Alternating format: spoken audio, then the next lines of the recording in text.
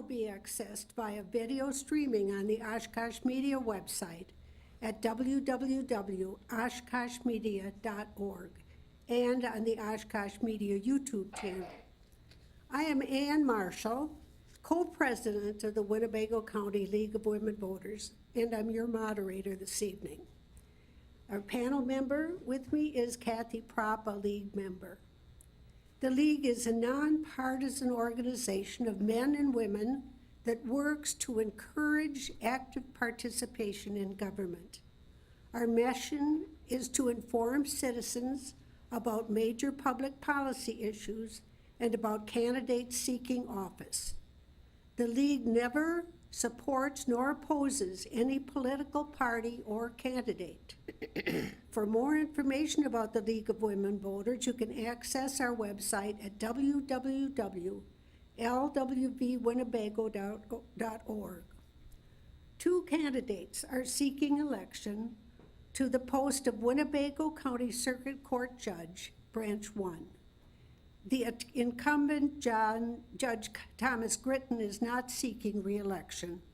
The term of office for judge is 6 years.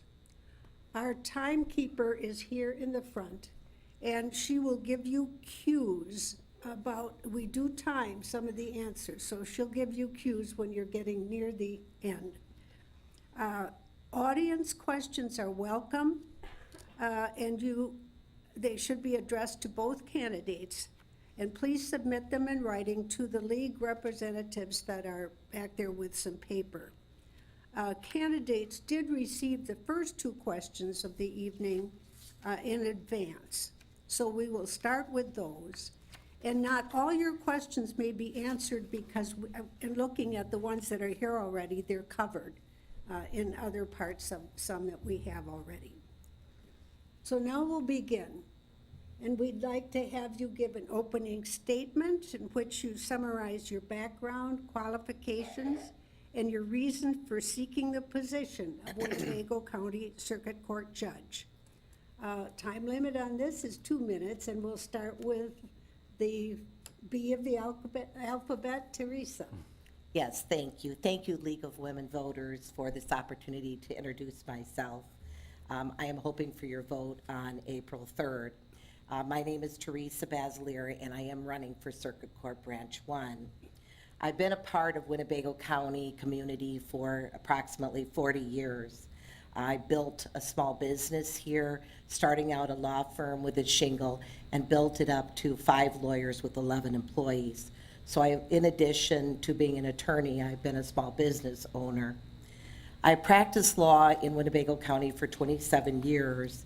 I practiced in various different areas of the law, wide range of the law, including child protection, mental and alcohol commitments, guardianships, protective placements, termination of parental rights, adoptions, divorce, custody, paternity, and support. I also had a practice in federal area, which is disability, and I worked for 12 years as a Winnebago County court commissioner. I've represented individuals from all walks of life, the disabled, veterans, business owners, parents, grandparents, and children. And it is my representation as guardian ad litem of children that I am most proud of. There is nothing that would humble you more than representing a child who is a victim of abuse or neglect, or a child that's suffering the trauma of their parents' divorce.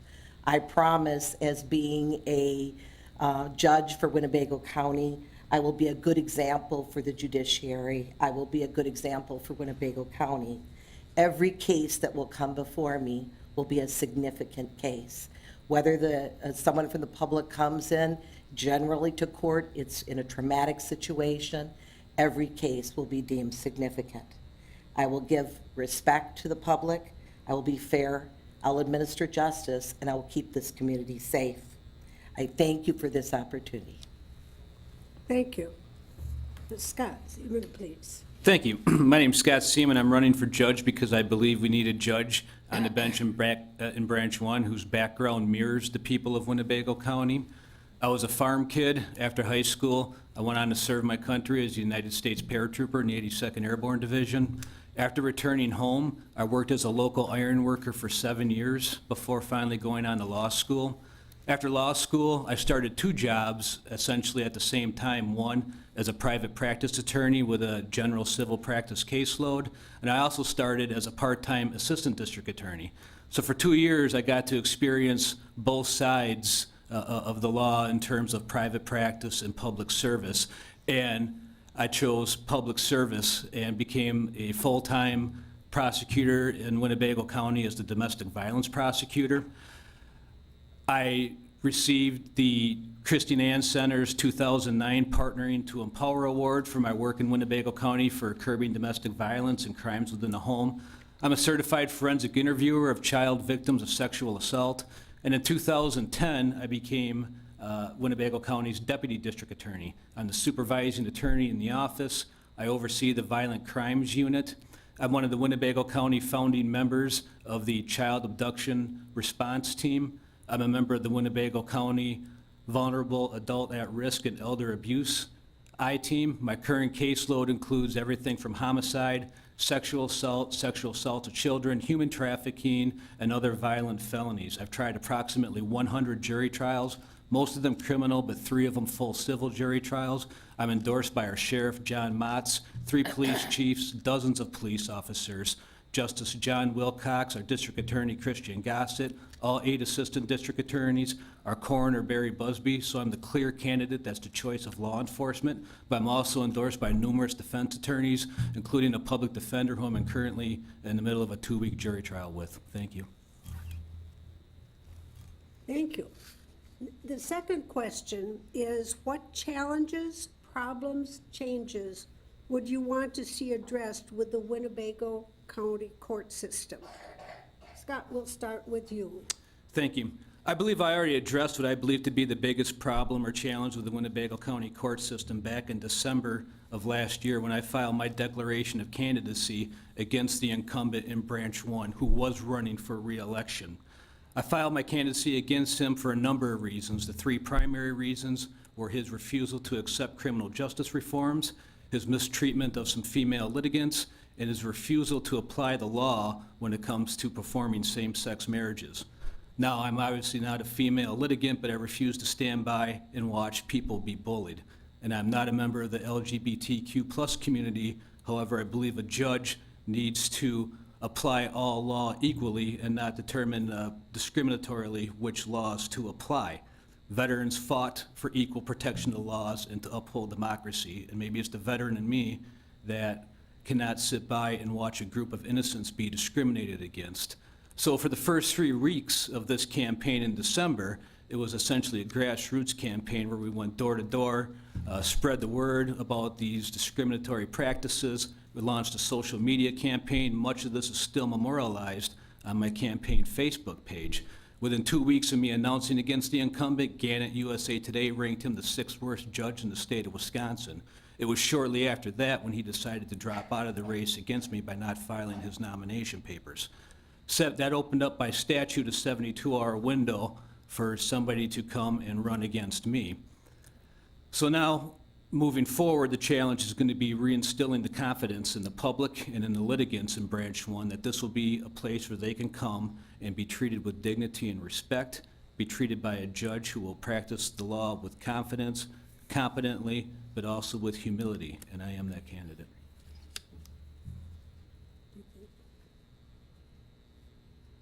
This is an interesting question that I'd like to ask both of you. Am I going to answer the same question? Oh, I'm Probably. sorry. That's all right. That's Sorry. right. I'm Yes, sorry, you but- may, Okay. by all means. As far as changes that I would like to see, obviously, changes that come in a court system, it has to be a collaborative effort with the judiciary that we have and other professionals and the community at large. The children of Winnebago County are our assets. There are our future leaders, there are going to be our future business owners, our parents of children. And for the 27 years that I've practiced law, I've done guardian ad litem work. And it is that guardian ad litem work that has given me a unique ability to see what children deal with. Children that come from broken families are at higher risk for suicide, mental health problems, and criminal conduct. I believe that two changes could address those concerns. One is for the court to consider a unified family court. And what that is for individuals that don't work in the court system, that is streamlining family cases into one branch. Again, if you have, for example, juvenile delinquency, you would not have two different branches that are handling one family. You would have one branch handling that, so the same conditions can apply. It is a recommendation by the Wisconsin Commission on Children and Families that all counties that have more than one judge should have a unified family court. It also streamlines other cases such as the domestics with divorces and the custodies, child needed protection services, and termination of parental rights. The other thing that I would like to see is there's absolutely nothing for children in our court system who are going through a divorce with their parents. That, to me, is a very sad situation, and it is a situation that needs to be addressed. Thank you. This question came in before tonight via email, and is, if you as a judge observed a party in your courtroom being poorly represented by an unprepared or ineffective lawyer, how would you handle that situation? 1 minute answer, and you would start. Sure. First of all, individuals have a right to hire their own attorneys. And a judge has to be very careful about trying to intervene in that relationship, because the point of the matter, it may not always be clear to the judge what the lawyer was doing as far as presenting the case. Certainly, I think that if there is an issue of ineffective assistance of counsel, those are issues that can come up on appeal. Criminal matters and civil matters are probably going to be addressed by either a malpractice or an ethics complaint against the lawyer. So I just think because of that, every individual has a right to hire the attorney of their choice. Mr. Seaman. I certainly would not admonish the attorney in front of his client. What I would do, depending on the hearing, but most hearings, unless we're in the middle of a jury trial, which then it would have to result to an ineffective assistance of counsel analysis post-conviction, should there be one. Aside from that, I would adjourn the hearing, and at either at some point down the road or after the hearing, after the client had left, I'd call counsels back into my chambers. At that point, I'd advise the deficient counsel of his obligation for due diligence and direct him to go back and come back, and we'd adjourn the hearing to another date when they maybe be a little more prepared, depending on just how egregious the shortcoming of the representation was. Thank you. Kathy? Yes, I'd like to follow up with what Teresa said earlier about how responsibilities currently are divided in the Winnebago court system. Most of us don't understand what the 5 different branches do and how cases are divided up. So do you have any first of all, explain it quickly, and then do you have any suggestions, additional suggestions for changes in how the court works that might help improve efficiency? And whose turn is it? Scott. Scott starts. The way case intake works is each court goes on a 2-week intake cycle. And so all criminal cases, all civil cases that are filed during the time that the judge is on intake are filed in that courtroom, with the exception of felony cases. Those cases are assigned from the court commissioner on a lottery-type basis after a bind-over at the preliminary hearing. So each court hears a full range of all cases, from civil through criminal, as well as juvenile, family, and the like. Everything's filed, goes there. And at this point in time, I believe that system works well. There could be, if there would be room for change, it would be a benefit to have a juvenile court, and I think a judge who would preside over just a juvenile caseload and get to know kids, because the one type of case that doesn't get assigned to different courts or different intake cycles is typically juvenile. And so you could have a judge staying with a juvenile throughout dependency of his time in the court system. Okay. I would agree with his answer as far as the intake and how it's run. The difference, of course, in family law civil cases is it is a draw that you get, so it doesn't necessarily go to an intake judge when you file a divorce or if you're bringing a post-divorce matter or a paternity matter that was already adjudicated one time. It goes back to that same judge to make that adjudication. And to just address what I had indicated before, I think that unified family court is a very important aspect of justice, because I do think that a judge that is dealing with one family over and over again is an educated judge who can make informed decisions for the family and hopefully get the family out of the system by having consistent orders. Thank you. Another question we had is, under what circumstances would you recuse yourself from a case? Am I first? You're first. Okay. Well, obviously, there is some inherent conflicts that are present if you know either of the litigants, if you are somehow invested into the situation, if you feel that you cannot be impartial on the matter, then you have a duty to recuse yourself, because you have to be fair and you have to administer justice. You know, we say blind justice. It's blind justice. It means that you have to be unbiased. You have to be able to make an opinion and make an order that considers the facts. And you can't do that if you have an investment. And you also have to give the appearance to the community that there is no impropriety. So if you have some kind of financial stake into it, you also would recuse yourself.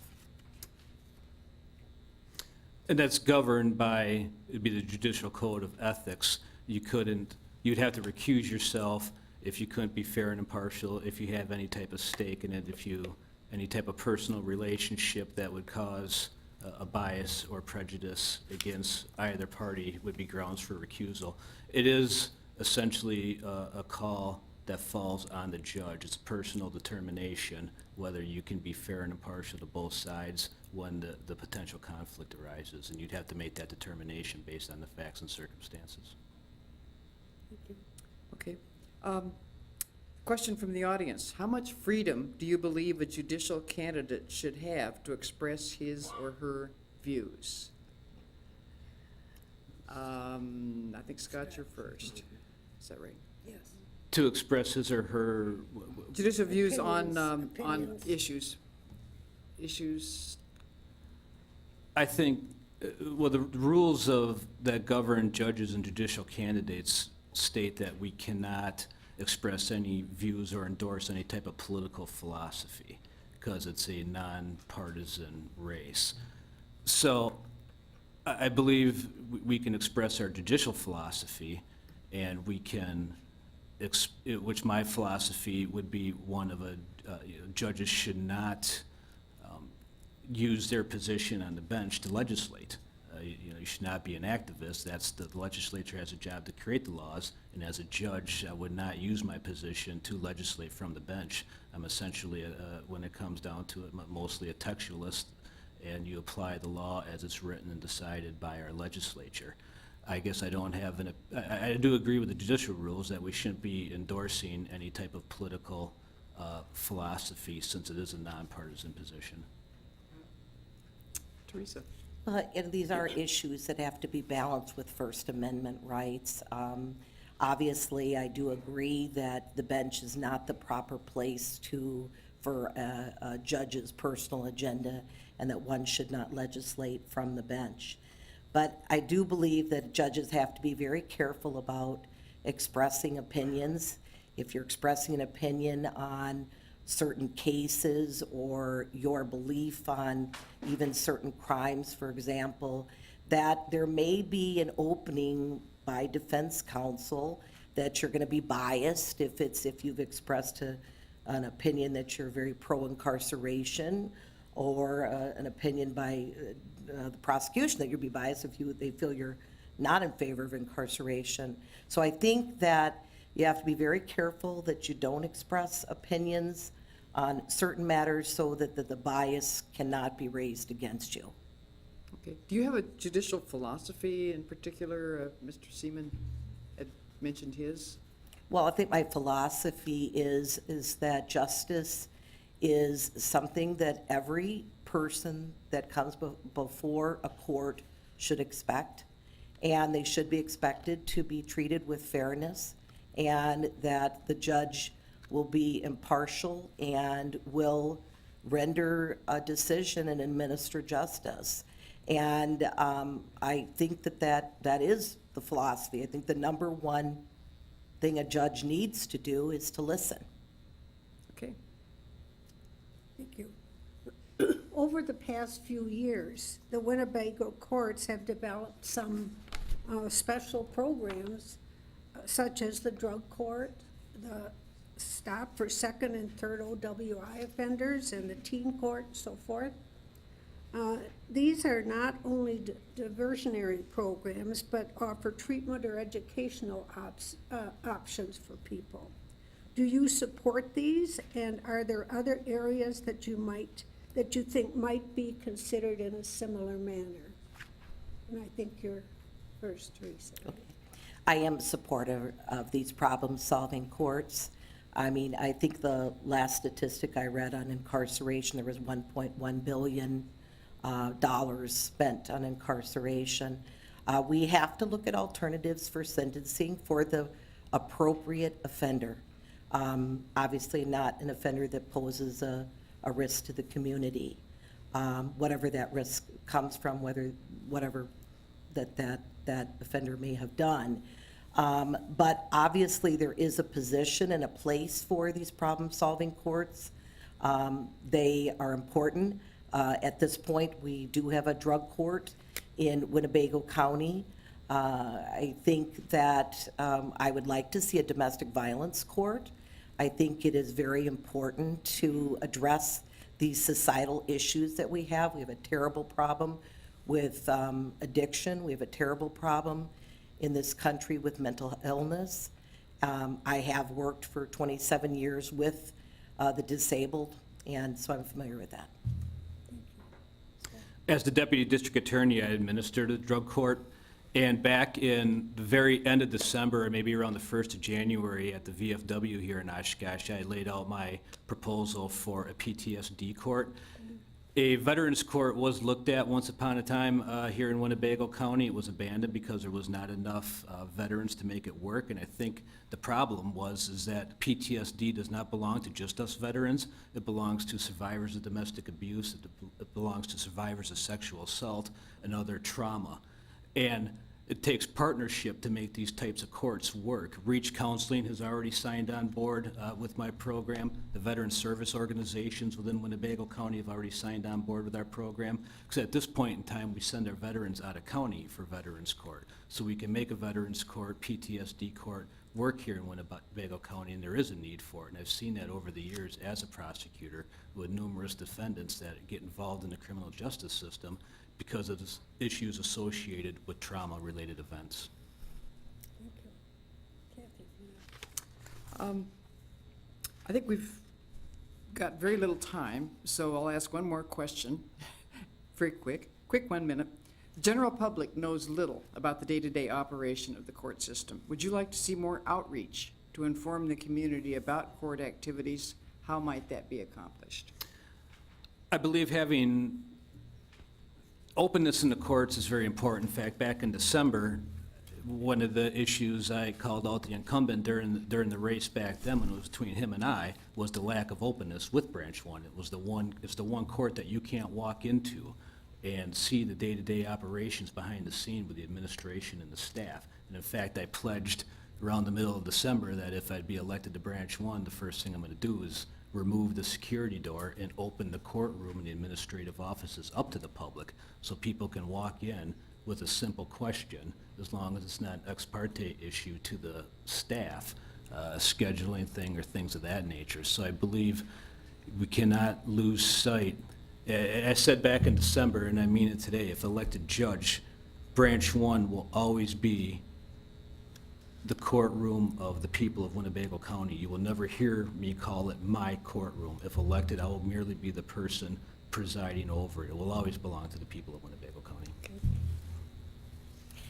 Addressing your question about whether the public should be educated, most certainly they should, and there should be outreach. And I even helped create one of the biggest Law Day celebrations for children in Winnebago County, where 2,200 children came through the courthouse for Law Day, and they sat in court and they observed, and they had wonderful questions about what the judges were doing.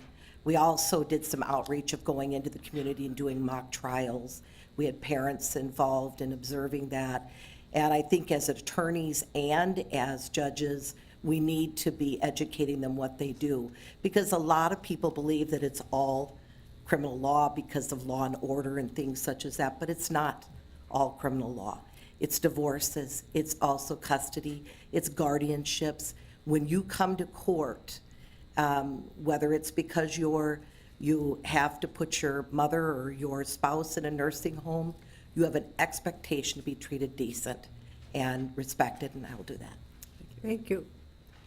This concludes the forum for Winnebago County Circuit Court Branch 1 Judge. The election is Tuesday, April 3rd. You may choose between Teresa Basilier and Scott Seaman for a 6-year term for judge.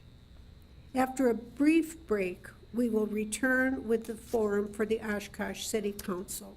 And we thank you so much. Thank you. Thank you. You helped us become informed voters. Thank you very much.